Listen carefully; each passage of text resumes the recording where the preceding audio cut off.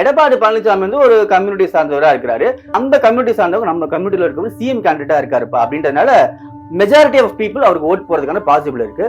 So அப்ப அந்த ஜாதி ரீதியான விஷயத்த எப்படி நம்ம பேலன்ஸ் பண்ணலாம் யோசிக்கும் போது மத்த ஜாதி எல்லாம் இருக்காங்கல்ல அவங்க எல்லாரையுமே இவருக்கு எதிராக திருப்பி விட்டோம் அப்படின்னா இவருக்கு ஓட்டு போட முடியாம பண்ணோம் அப்படின்னா மிகப்பெரிய ஒரு ஓட் பேங்கிங் வந்து அவங்க கிட்ட எடுக்க முடியும் இப்படின்ற ஒரு பிளானிங் அவங்க பண்ணிருக்கலாம். ஏன்னா அவர் வந்து முதல் வீடியோல தான் முக்குளத்தூர் பத்தி மட்டும் பேசினாரு. அடுத்த வீடியோல பாத்தீங்கன்னா கொஞ்சம் கொஞ்சமா அடுத்த காஸ்ட்டுக்கு வர நாடர் கம்யூனிட்டி பத்தி பேசினாரு, இன்னும் வேற ஒரு கம்யூனிட்டி பத்தி பேசினாரு, அந்த தலித்கள் பத்தி பேசினாரு. இவங்க எல்லாருக்குமே எடப்பாடி எதிராக இருக்கிறாரு, அவர் அந்த பர்டிகுலர் கம்யூனிட்டிக்கு மட்டுமே சப்போர்ட்டிவா இருக்காரு அப்படின்ற மாதிரியான ஒரு நரேஷனை மதன் ரவிச்சந்திரன் அவர்களுடைய வீடியோல கொஞ்சம் கொஞ்சமா அவர் எடுத்து வைக்க ஆரம்பிக்கிறாரு. சோக்கு சங்கர் ஒரு ஆள் எல்லா கட்சிக்குமான புரோக்கர் அப்படின்றத எக்ஸ்போஸ் பண்றதோட சேர்த்து எடப்பாடி பழனிசாமி அவர்கள் வந்து தன்னுடைய கம்யூனிட்டிக்காக மட்டும் வேலை செய்யக்கூடிய ஆள், மத்த எல்லா கம்யூனிட்டிக்கும் அவர் எதிரானவர், அவங்களுக்கு எதிராக துரோகம் செய்யக்கூடிய ஆள் இப்படின்ற மாதிரியான ஒரு நரேஷனை எடப்பாடி அவர்களுக்கு எதிராக வந்து கிரியேட் பண்றதுதான் இவருக்கு கொடுக்கப்பட்ட டாஸ்கா இருக்கும் அப்படின்னு சொல்லிட்டு நான் நினைக்கிறேன். இப்போ